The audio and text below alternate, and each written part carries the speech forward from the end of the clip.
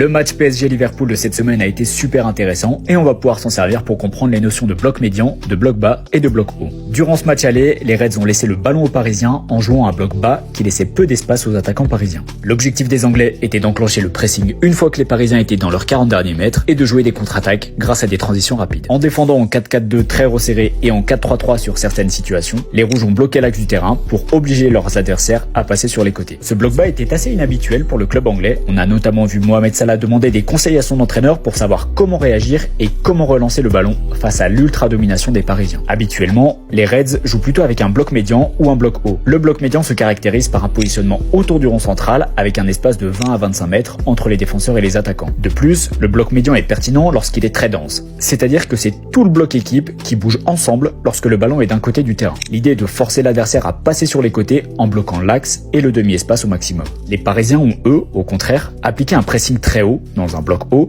et ça a pour objectif de récupérer le ballon très vite après une perte de balle. Ensuite, avec la qualité de ses joueurs, le PSG a été impressionnant et plusieurs joueurs ont montré un énorme volume de jeu comme Dembélé, Kvaratskhelia ou Vitinha entre autres. Mais un des gros dangers de ce bloc haut, c'est de se faire aspirer et d'être pris dans le dos grâce à des transitions rapides et du jeu combiné. Mais sur ce match, l'intensité défensive et l'agressivité des Parisiens a été exemplaire, hormis sur le but de Liverpool.